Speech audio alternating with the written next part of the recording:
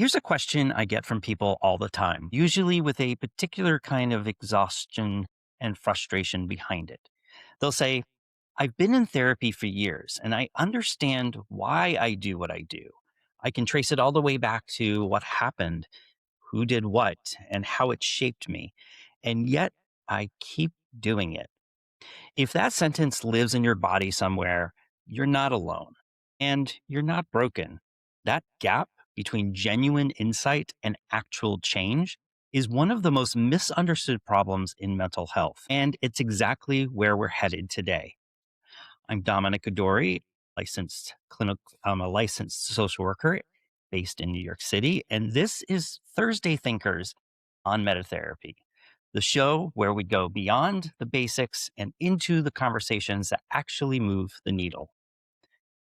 Today, I'm very happy to have Gazit Haya Nikosi, or they also go by Z, a nervous system educator and certified provider of the Safe and Sound protocol. Z came to this work through lived experience, decades of navigating the mental health system, a late diagnosis of post concussive syndrome and PTSD, and a genuinely transformative encounter with polyvagal theory, which we've talked about on the show before, which is great, and body based approaches that produced movement where years of other interventions hadn't. Z, it's great to have you here.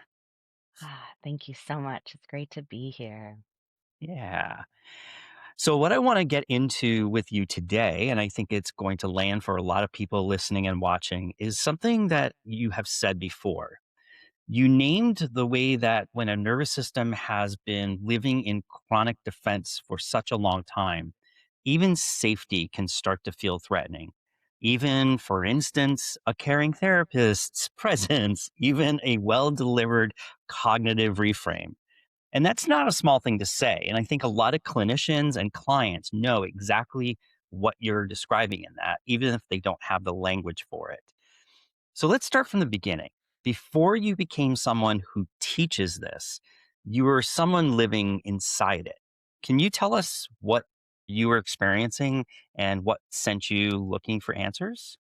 Yes, living inside it is such a great framework to describe it because it really did feel like all of the confusion around why things were not going the way that other people seem to be able to experience things or that other people told me I should be experiencing things. It did feel kind of like some sort of a box that I couldn't figure out how to get out of, and that everybody kept telling me I should have been able to get out of. And there have been lots of words that have been used to describe that box over the years. The latest one is I did just get a formal autism diagnosis. And Hmm. so that's the newest way to describe my experience on this planet. To make it really simple, I always was described when I was, from the time I was born, as highly sensitive, too much, so emotional, quiet, shy. I would often be found sort of hiding in a dark corner. I remember when our family would go to restaurants, I would stay under the table, or, when they had those booths that were really popular, I would lay Hmm. in the booth across my parents' laps so that I did not have to do the whole restaurant. There was a time when they couldn't find me. And I was actually like hiding in my bed for, hours while the whole neighborhood went out looking for me. And Oh my. a common thing would be my dad would come in and say, "Turn on some lights, you're gonna hurt your eyes," because 'cause I'd be reading on the floor in the corner. So, when I was young, it was kind of like, "Yeah, you're just, like, so sensitive, so quiet," but I was really good at school, Mm. and I was not disruptive at all. Hmm. And so it was perceived almost as like a positive, like, "Oh, you're so quiet and good and nice and smart." And when I hit puberty, a couple of things happened. I later would find out that I fit the criteria for PMDD, so premenstrual dysphoria disorder, Hmm. which just means PMS, like on overdrive, and I started having way more intense emotional dysregulation. They took me to doctors to try to figure it out, but I was like complaining of stomach aches and headaches and not wanting to go to school. And along with that came realizations about gender and sexuality that didn't work in the context of my evangelical Christian upbringing. So I became really scared that I wasn't going to be able to maintain this sort of perfect child, quiet, good, straight A student thing that had Mhm. gotten me through all of the other hard stuff for so long. And yeah, I became really scared. I became really suicidal. I became really anxious. I pushed harder on the doing it perfect thing, which led to more distress.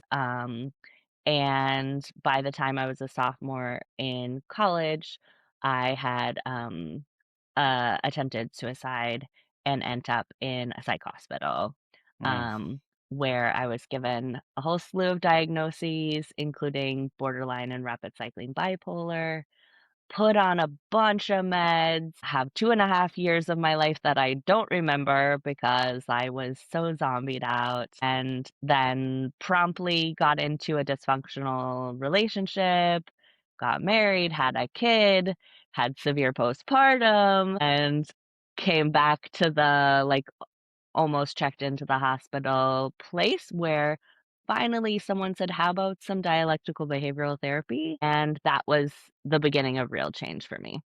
Okay. And for those who maybe are not familiar with DBT, can you talk a little bit about just high level what Yeah. that process was like for you?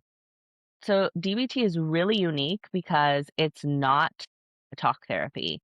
It is a course where you sit in a class, you learn material like a curriculum, and you do homework on it. And that course is influenced by cognitive behavioral therapy and Zen Buddhism. And it's Mhm. broken into four modules: distress tolerance, which was the most important one for me because I had been suicidal and self harming for decades at that point, emotion regulation, interpersonal effectiveness, and mindfulness. And what's really different about DBT is that it was created originally for folks who were receiving the borderline personality disorder diagnosis, Mhm. which at the time when Marsha Linehan, the creator, started developing DBT, there was really no modality that was being effective for people with this diagnosis. BPD folks still endure a lot of stigma. There's a lot of like hopelessness. Nobody can figure out how to help these folks. A therapist will deny, like, will say they won't work with folks with this diagnosis. I personally don't agree with the DSM version of the description of people who have these characteristics. I think it's far more often CPTSD, autism, a variety of other things. Yeah. But DBT is super duper effective and now is evidence based with a huge range of different life experiences because it basically gives you a manual for being a person and is Mhm. really, really helpful for those of us who grew up in dysfunctional families, experienced a lot of invalidation, and are emotionally sensitive. Really helpful for neurodivergent people who need it just like super clear and cut and dry. Okay, for being a person, I need to eat every couple of hours. I need to sleep every day. I need to move my body every day. I need to take my meds at the same time. These Mhm. kind of things that are life skills versus like, what are you feeling and what's going on? What happened in your childhood? And, if we have a dysregulated nervous system, which comes with not being able to take care of this animal body and understand the way that animal body functions when it's scared, when it's sad, etc. Without that, all the talk in the world about what happened in your childhood is not going to help you to allow your body to check in with the present rather Right. than just living according to the past information or trauma. So DBT introduced me to the nervous system and it gave me a really practical way to see a path forward. Whereas before DBT, they were like, you're going to end up dying by suicide or in an institution, and you're only going to harm the people who you're in relationship with. So I just felt like, why be here? Right. And with DBT, the slogan is, you can build a life worth living like Mhm. anyone can. It may Mhm. not look successful according to society. It may not look like you're have the, societal expectations, but it can be meaningful to you and it can be worth living for you. And that was like totally new information to me. I don't think I have ever heard a description of DBT so beautifully put. That I am definitely going to keep that clip for anybody who wants to know more about it. That was really beautifully said. For those who, like myself at one point, who heard Zen Buddhism and mindfulness and they got stuck and they froze and they're like, no, I'm not listening anymore. Yeah. Can you talk a little bit to that? Yeah. So the first misconception for a lot of Americans is that Buddhism is a religion.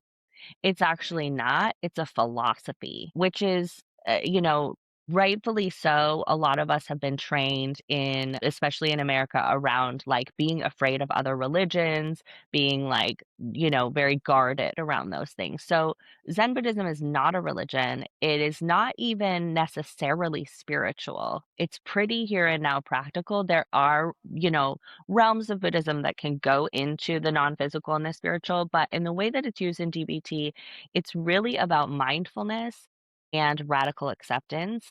Mindfulness is not meditation, it's not woo woo, it's not spiritual. It's about connecting through your physical sense organs, so sight, hearing, taste, touch, smell, to the present moment to get feedback about the present moment. It's another word we use for it is neuroception.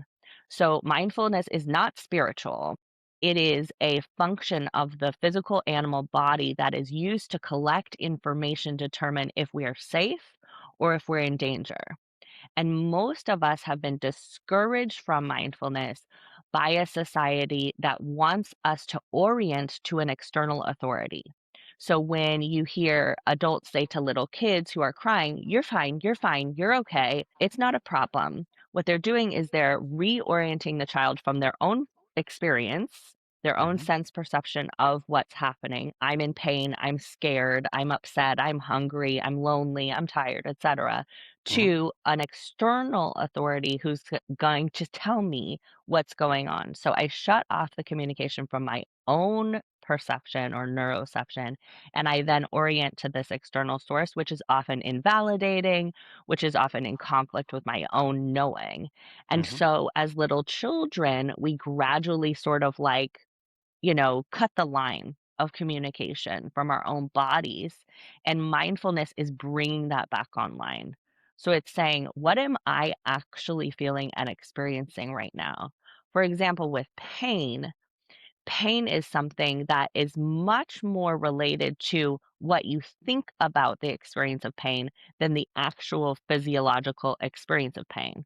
Mhm. With mindfulness, we can go, okay, my stomach hurts and what kind of a way does it hurt? If I were to give this hurt a color, what would it be? If I were to give it a temperature, etc. We can start to understand and get to know the physical experiences rather than just being, if I have a stomach ache, it means something's wrong. I might get in trouble from adults who don't want me to have a stomach ache.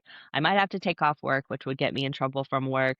I might have a medical problem, which means I have to go get scary medical procedures. And then a little stomach ache becomes a really overwhelming big problem. Then we might Right. start reaching for substances or overwork or screens or shopping to distract us from the fact that we have a stomach ache. And mindfulness just gives us the opportunity to be like, huh, is it all of that huge, terrible thing? Or is it a stomach ache because it's just a stomach ache? Yeah. And can I be with that stomach ache? Can I be kind to myself and say, honey, you have a stomach ache. I'm so sorry. Do you want a little heating pad? Do you want some ginger tea? Do you want to maybe take a little, gentle walk outside? So Mhm. we're bringing ourselves back to what's actually happening versus all this other stuff, this predictive processing that we can get stuck in. Yeah, absolutely. Mm. Beautifully said. This is a good lead into, we talk often, and I'm sure folks who are clients, maybe not even clients yet with therapists, I've heard the term polyvagal theory. Can you talk a little bit about how you came across polyvagal theory and maybe a little bit about what about it was different or wasn't covered yet for you? Yeah. So, one of my favorite things about DBT was that it's pretty destigmatizing, but there's still a lot of personal responsibility. So there's still a lot of like, once you learn the skills, you should be able to implement the skills. And I felt pretty stuck after, even though I'd been doing DBT for like 7 years at the point that I came across polyvagal. I was like, I'm trying so hard. And particularly with interpersonal effectiveness, like I just was still crashing and burning with humans all of the time. And I now am starting to understand that through the autism lens and Mm. realizing that, like, I'm just using a different language. And that's why I'm having so many disconnects, not Mhm. because I am not putting dear man, which is one of the interpersonal effectiveness skills. Like, I'm not doing dear man good enough, you Yeah, know? So right. the hormonal changes for me have always been the points, like the rock bottoms where major stuff happens. And after 7 years in DBT, I started having perimenopause symptoms and it really rocked me. Like it brought back those suicidal thoughts intensely. I was having way more emotional dysregulation. I wasn't sleeping, which always really shifts things for me. I started having a harder time with food again. I have had a hard time sort of combination of anorexia and some ARFID, like sensitivity to food and textures and digestion from autism side of things. So it kicked everything back up, and I was like, "You've got to be kidding me." At this point, I have done so much work. I have, like, devoted my life to DBT, and I am still back at this place where I wanna die, and I just told my Mhm, doctor, like, "This is ridiculous. I am done. Like, I'm not doing it again." Like, I worked too hard, and I'm very sensitive to medication. So, antidepressants make me more suicidal. And so that would have been like a first line of defense from her mhm, perspective. And because that wasn't accessible to me, I was like, what are we going to do? Like, we are going to do something, and I'm not living through this again. And right. miraculously, someone was coming to the practice where my doctor is at to do a presentation on polyvagal theory. And she was like, go to this free presentation. I don't know, it sounds promising. And immediately, it is so non pathologizing. It is basically a framework that interestingly is in the news right now because they had a big group of scientists, neurophysiologists who put together a paper saying, like, we've debunked polyvagal theory. Mhm. I don't know if you've been following this at all, but A Porges little has bit, yeah. responded, the creator of polyvagal, and like, it's scientists talking to someone who's like using science for more of a clinical practical framework. So that's always going to be tricky. What works for clients, what we're talking about now, Mhm. might Yep. not always exactly be explainable when you dissect someone's body. Mhm. But here we are. So polyvagal basically really prioritizes the idea that when we are in a defense state, when we're scared, when we're experiencing what's sort of commonly described as fight, flight, freeze, fawn, Mhm. flop, all these Fs, right? We are not making choices. And that's because of something called the amygdala hijack, which is, a part of our brain that basically says it's safe enough to go up to do some human thinking, some mammal thinking, Mhm. or it's so dangerous we need to stay more in a reptile mode. And the way polyvagal theory explains that is that it's an evolutionary sort of like development. When we were more reptiles, you're not going to be seeing another alligator and be like, hey, let's talk about it. What was your childhood trauma and why are you maybe snapping at me? Like when we're an alligator, we're just going to be like, I'm going to snap at you or I'm going to run away or I'm just going to give up. Right. And so polyvagal offers us this opportunity to see human behavior through this lens of, is somebody feeling safe and has access to choice making, or are they feeling scared and they do not have access to choice making and they are actually in this limbic reactivity where it is not about who they are, it's about if they feel safe or not, right? So it takes all of the blame away, it takes away all of the shame, which was what I needed to hear at that point. I was like, I have tried so hard in this life and I have been told only that I've been doing it wrong. And Right. finally, I had somebody saying, "Listen, it sounds like you're just scared." And what the idea in polyvagal theory is that when we're feeling safe, we reach for connection with others. When we're feeling scared, we go into protection. Hmm. And that toggle is meant to go back and forth many, many times a day.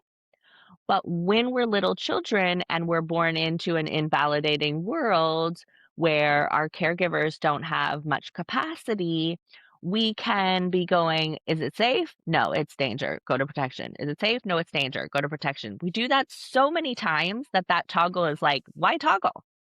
Right. Let's just determine that everything's dangerous and stay in protection. It's Hmm. not efficient to keep checking for safety if safety's like never there, right? Hmm. So polyvagal gives us this idea that like you can get stuck in protection mode, but through understanding how this system works, through mindfulness again, checking in with your physical experience, and through giving yourself slow exposure to safe people, you Hmm. can bring that system back online to toggle between checking for safety and checking for danger. The misunderstanding is that if we do nervous system work and, people on Instagram throw around these words like regulated, that we can just like stay regulated all of the time and we can sort of like, override the fact that we're animals and that we have a nervous Right. system that is running the show. And so people sometimes come to me like, "Oh, I want to be calm and happy all the time." And I'm like, "Well, lose the body, like ditch the animal body and then maybe you can. But until That's right. then, I don't know what to tell you." So Yeah. ultimately we're designed to go back and forth. Is it dangerous? Is it safe? Is it dangerous? Is it safe? And that nervous system, fight, flight, freeze, fawn is meant to sort of bring that up. Hey, danger might be here. It's scanning for danger, according to everything we've experienced in this lifetime and according to epigenetics, at least 7 generations back. It's saying, Hmm. "Hey, this was dangerous before, you should check it out." And just like a check engine light on a car, that rapid heart rate, that sweaty palms, that stomach ache is meant to go, "Hey, you should check this out."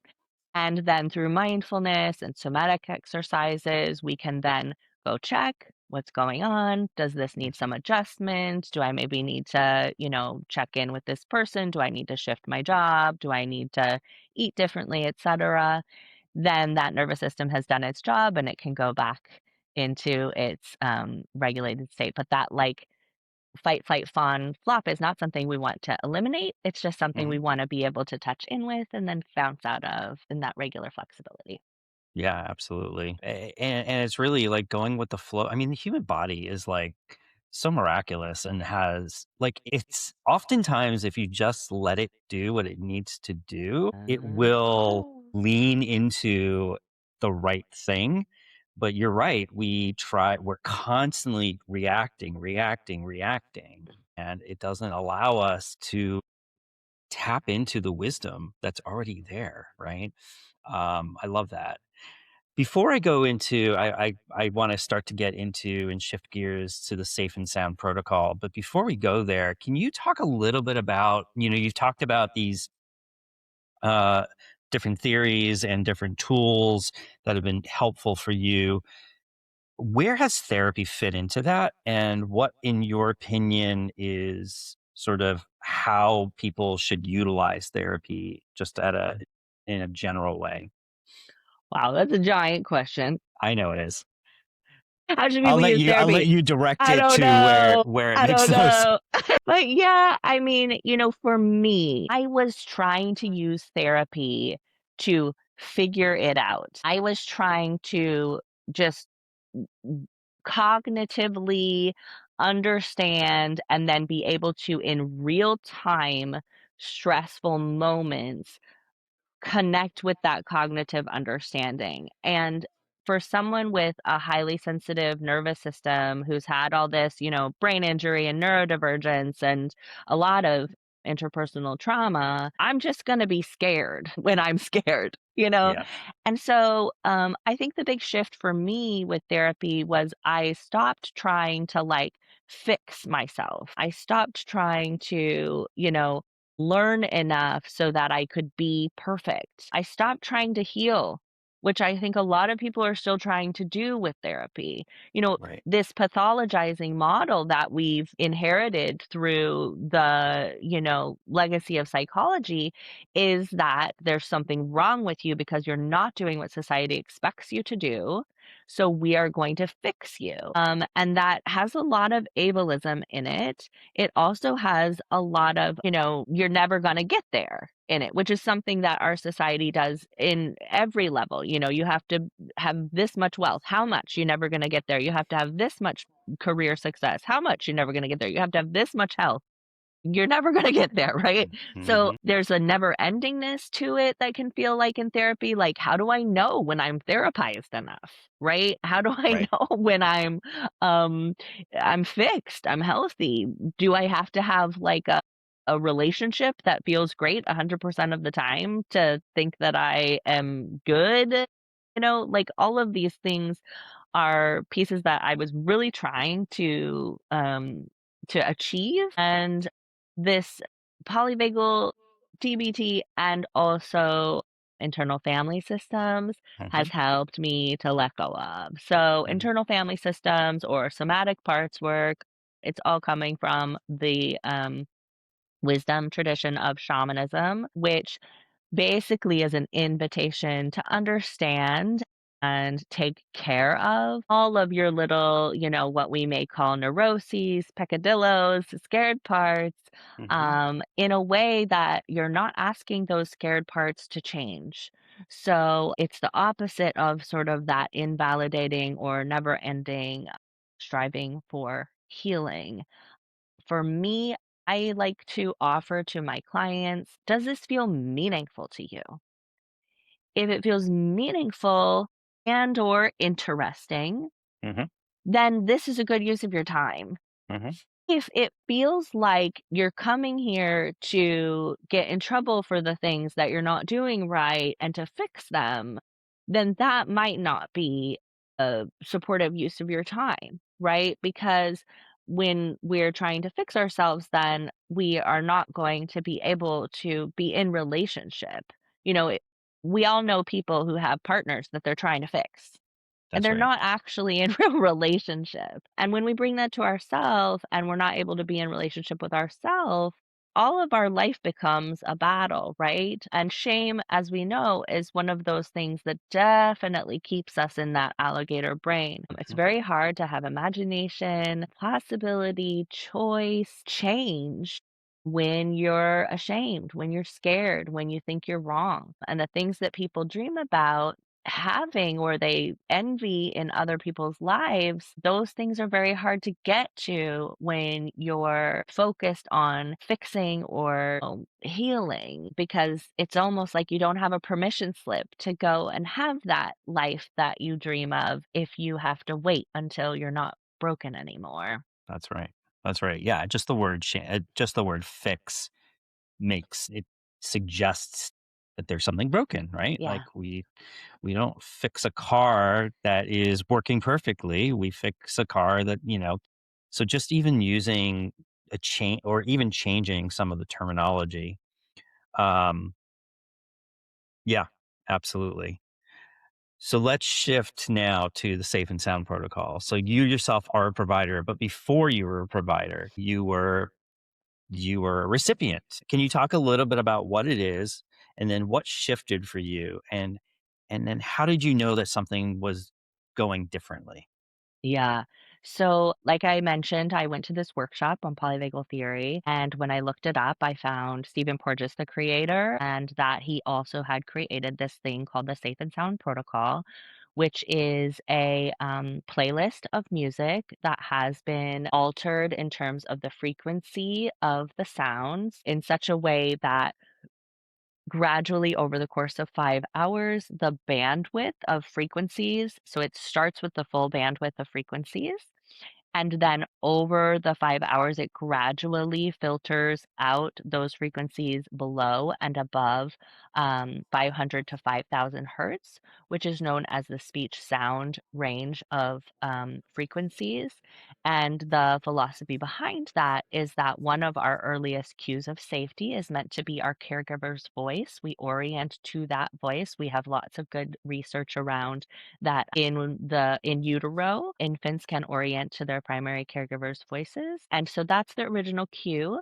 And that because of life, society, capacity levels of our caregivers, we can actually take that caregiver's voice to be a cue of threat, whereas it was designed to be a cue of safety. That could be an inconsistent caregiver, or that could be a caregiver that's just not able to offer safety. So, either way, that sort of like connection between speech sound and safety is disrupted, and we associate speech sound with danger. So, it was originally studied with autistic folks, and they were looking at auditory sensitivity and social communication. And they found that through exposure to this music in a very, titrated way, or a different word might be like paced out in small enough exposure that you're not overwhelming or flooding the system. When we gradually pair that exposure to those speech sound frequencies with a very safe co-regulating environment, so in a therapeutic setting, that we can rebuild the nervous system's connection with humans being a cue of safety, and rebuild the nervous system's willingness to connect with safety at all, Mhm. that toggle. Then we see that using the music alongside other evidence based therapeutic modalities can enhance the effectiveness of the modality. So it really was created, with these folks in mind who may go to therapy forever and not get any benefit, who may be trying to show up to speech therapy or occupational therapy, and they're so dysregulated that they can't learn, right? Mhm. And so, because it's going through the auditory canal, it's going under the brainstem, and we don't have to think or try. It's just sort of inviting that vagus nerve to respond to the cues. And it's a nice way to support from the bottom up rather than just doing cognitively. When we're working against a scared body, cognitively, we're not going to get very far. But when we pair these together, we see that there can be a lot of progress. So it's not a standalone modality. It is Mhm. meant to be offered alongside another, evidence-based modality or therapeutic process. And it has to be a trained, licensed or certified person who then gets certified in the SSP. There are some folks out there who are letting folks listen alone. That's not the way it was designed. And I really caution folks if they see somebody who's like, I'll just give you the playlist and you can Right. listen on your own. It can be quite dangerous because, safety can be a danger cue for many of us. And folks, at the worst case, can go into a psychosis or a catatonic state in response. It's an extreme nervous system response to um, with the music. So I really caution people to choose their providers carefully Mhm. for that reason. But I went to this thing, I looked it up, I then found out about the SSP, and I was like, I want this, but it is very expensive because a provider has to take a lot of time with you and be really careful, and I couldn't afford it. But because I'm trained as a speech language pathologist and licensed in that field, I qualified to become a provider. And as a part, it used to be as a part of the training, you would also receive the SSP. And so I did the Ah. training just to get the SSP cheaper. Well done. Thank Yeah. you. And then once I got into it, I was like, "Oh my gosh, I love this so much," Mhm. so the rest is history. Yeah. That's amazing. That's amazing. I love it. I love it. And very clear, about what it is and what it isn't. You have talked before, and you just mentioned just now that safety can sometimes be triggering. How does a how would you help a person distinguish between a nervous system that's stuck versus one that's accurately reading its environment? Yeah, that's a really important point because we don't want to gaslight ourselves when it comes to the nervous system, right? So I would say stuck or responding to the environment are both accurate. Actually, stuckness is a wisdom. It is a more efficient and safe way to survive. And that's the nervous system's goal, is to have you survive. The nervous system's goal is not the same as DBT's goal, to build a life worth living, right? The nervous system doesn't care if it feels worth living. It doesn't care if it's meaningful to you. It doesn't care if you're feeling fulfilled or connected. It just wants you to get through another day. And ultimately, it wants you to reproduce before you die. Mhm. Mhm. So those goals are a wisdom that have been developed through evolution in terms of survival of the species. So I would say stuckness is accurate, and it can feel frustrating to be in stuckness if we have goals that we can't connect with, things that would make our life feel more meaningful or worth living. And so the invitation that I offer through the work and to myself is to say, okay, like, what is it that's feeling, less meaningful about the fact that, every time I get a text message, I have a full electric voltage through my entire body because I think maybe I'm going to hell because I've done something wrong. And it's Mm. just the text message indicator, right? Mhm. So I offer, because I'm such a DBT person, I put everything into acronyms. So I've come up with SOS, Okay. which is what we can connect with in those moments when we get a full body electrical response and we're asking this question: is something dangerous Mhm. or am I okay? Right? Mhm. So the first thing is just to go, whoa, my nervous system just put the check engine light on. Mhm. It is concerned, and that is Mhm. always accurate. The nervous system's not wrong, ever. Mhm. It is associating something in your present life with a past threat, and it's Mhm. just letting you know. It's very neutral. So I sense, that's the first S. I sense, okay, hey now, body, you just had a big electric shock, or you just had a sudden pit in your stomach, or whoa, my vision just narrowed, or my hands are shaking, or wow, my heart is beating, or oh my gosh, I just got so hot, right? Those are all Mhm. just the autonomic nervous system, which is, I really like to emphasize that our autonomic nervous system means it's automatic. You have no conscious control of your autonomic nervous system. So if you're a flusher, if you get all red in the face, if you're a sweater, if your hands shake, if your voice shakes, if you're a POTS person and your system takes you out with a fainting, you are not making a choice there. Your Right. nervous system is doing its best to keep you safe. So that's the first one, is like, no shame when my body sends me that signal. It is doing the best it can and I have no conscious control over it. Mhm. So that's the first thing, is sense. Okay. My body is telling me something in the way that it knows how. The O in SOS is offer. Now I'm going Mhm. to offer the body.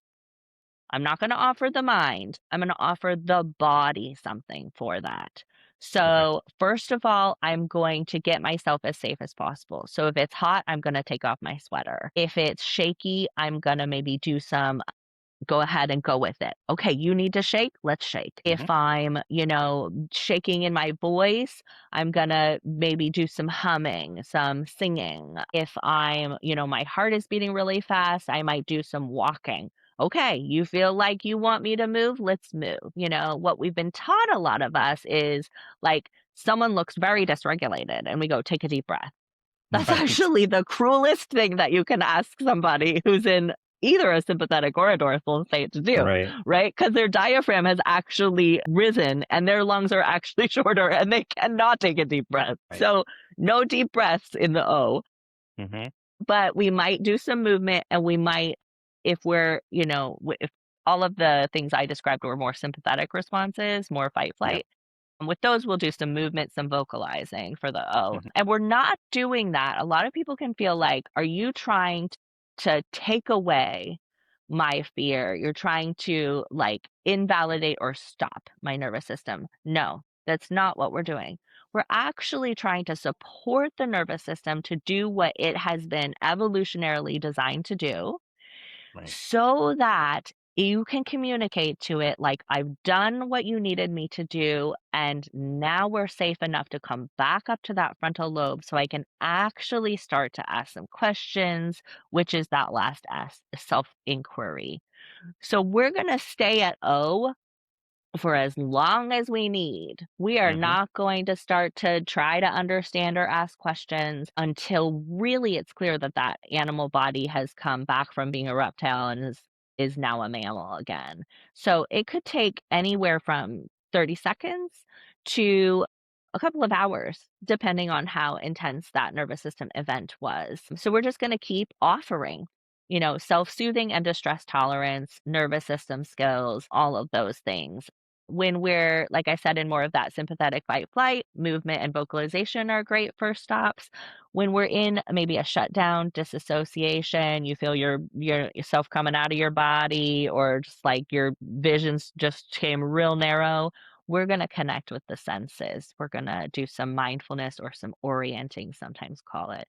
So Mhm. it might be I'm finding the colors of the rainbow in the room. It might be that I'm, um, you know, grabbing my coffee and smelling it for a moment, or taking a sip and tasting it. It could be that I pick up my pen and I really, squeeze it and touch it and think, okay, what does this feel like? Right? I'm just going to connect with one of my senses, because what your body's done in a dorsal or in a disassociation is it's gotten itself into a cave or hiding behind a bush.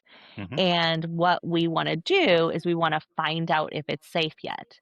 So we're gonna peek out of the cave. We're gonna peek out of that behind that bush, and we're gonna look around. We're gonna see, are there any lions? We're gonna, smell, is anybody near here? We're gonna listen. So that's what that, orientation or mindfulness offers us. So that's the O, just offer what the Mhm. body needs. It's body first always. And then eventually, when you feel yourself coming back up to your frontal lobe, and you will feel it, we all know the difference between what that feels like, then Right. you might say, okay, I'm going to write this down, that, today when I got a text message, I had this experience, and I'm going to take it to therapy. And Mhm. then in therapy, we can look through it with our parts work or whatever modality we're using. Or I might do some journaling about this later today when I've, eaten and slept and gotten my body back to its equilibrium. Or I might, I'm a big fan of the work of Byron Katie. I might fill out judge your neighbor worksheet on this and get a little bit Mhm. more information. That nervous system is coming to tell you something's up, and we might need to accept it. We might need to change it. We might need to, shift our perspective. So we then take that self inquiry time to say, like, okay, like, do I want to get a different ringtone on my phone? Sometimes that Mhm. could be all that's needed. Right. Yeah. Do I have someone who I communicate with regularly who I don't wanna hear from on a regular basis because it upsets my nervous system, so I'm gonna shift them to email-only communication, and I'm gonna have no email notifications. There's lots of, like, things that can then give us the opportunity to make some meaningful changes in our life once we understand more of what's happening. Absolutely. Yeah. I love it. SOS. SOS. Definitely. I love it. I will definitely be using that. And it's really good for other people too. So, Okay. especially, I encourage parents to sense and offer with their children Mm, way before you do any inquiry. We are not talking to a dysregulated child. there you go. We are backing off. We're leaving snacks. We're Mm, quieting. We're lowering yeah. ourselves down to the ground. We're Mhm. maybe starting to rock ourselves, trying to do inquiry with a dysregulated human, whether that's an adult or a child, is like trying to talk to an alligator. You're not going to end that very well. I love that. Yeah, I could see this being very helpful for even in couples work, right? Like Super. in yeah, for sure. All right. I promised you earlier, and unfortunately we're running low on time, but I promised you earlier we would do like a lightning round. Oh, So yeah. I'm going to ask you four questions and then Okay. just give me kind of what comes to mind first. Okay. Can I say one little thing Yeah, that I like please. everybody to hold on to because it's something you might remember? A Absolutely. phrase that's really helpful with this perspective is, it's not your character, it's your capacity. Ah, nice. And that can bring you back in moments where you might be judging yourself or judging someone else, to realize that it might just be that they're feeling scared, that their nervous system is dysregulated, Hmm. and it's not who they are, it's just their fear. Absolutely. I love that. It's not your character, it's your capacity. Yeah. Very good. All right. Okay, So, lightning round. first question: one thing people do in the name of nervous system health that actually makes things worse. Take a deep breath. Yeah. Yep. Good. One signal in your body that tells you your nervous system is in a flexible, responsive state. Ooh, I have peripheral vision. Ah, Mhm. a word or phrase circulating in nervous system spaces that you'd like to quietly retire. Regulated. The most underrated resource for someone trying to understand their own nervous system. The question, "How am I feeling physically?" Mm, good. Yep. Perfect. So, Z, I want to do something before we let you go. I want to try to land this for people who are still sitting with all of this content, which has been very, very helpful. Because I think the thing that might be hardest to hear in this conversation is also the most useful, which is the goal is never calm. The goal was Mm, never regulation as a yeah. destination we arrive at and stay. The goal is Yeah. flexibility. It's a nervous Mhm, system that can move into activation when activation is called for and mhm. find its way back when it's not. Yeah. That's the design. That's what got Mhm, disrupted. And mhm, that's what you're working to restore. And for mhm. the clinicians listening and watching, I want to name something you said that I think deserves to sit with people. Consent in this work isn't a disclosure statement. It isn't, I'm going to Mm, invite you to notice your breath at the top of session.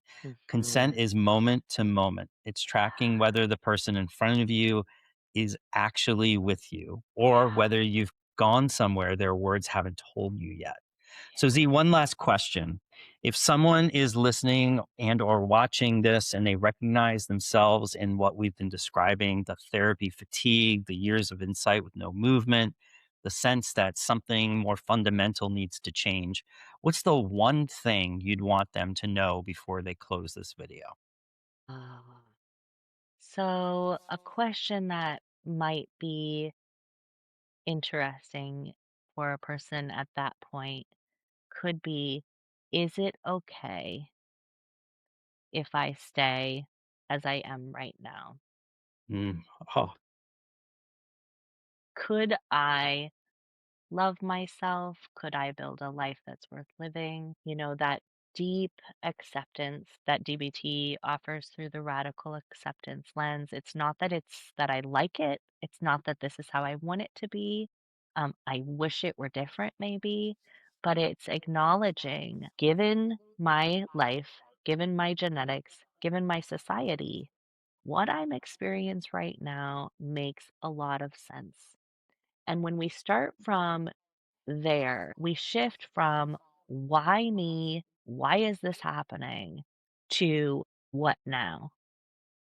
When I'm able to come to, okay, here I am, inherited a lot of dysregulation from a long line of dysfunctional family, addiction, etc. Three head injuries before the age of three, neurodivergence, religious trauma, relationship trauma, a lot of gender and sexuality stuff, living in this current world. I should be freaked out. That makes yeah, sense. I should be sort of struggling. That makes sense. And when that gets to make sense, then I get to say, okay, what would be meaningful based off of what I know now about where I'm at? And that can open up a world of possibilities. absolutely. Beautifully said. Z, thank you for what you're doing and for being so honest where you come from and what it actually took. I mean, there's a lot of work that went into this and a lot of learnings, and I'm sure a lot of mistakes. And I really appreciate you coming and sharing with our listeners today about your journey and how you've gotten to where you are today. The rootedcoop.com. Anywhere else that you want to kind of point people to I if they want have to a get in touch? YouTube channel, which is also the Rooted Co-op, and I have tons of free resources on there. So I have tons of distress tolerance, DBT stuff. I have tons of nervous system exercises. I have a whole playlist of polyvagal stuff. I've got gender and sexuality, neurodivergence, perimenopause, whatever you want. I've got it, I bet.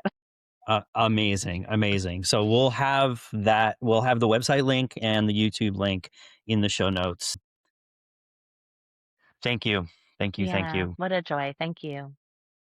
If this conversation reached you and if it named something you've been carrying, share it with one person who needs to hear it. The comments are open. I know Z and myself will both be looking out for those comments. And tell us where this landed for you. My name is Dominic Dory, and this has been Meta Therapy. Subscribe if you haven't, and I'll see you next week.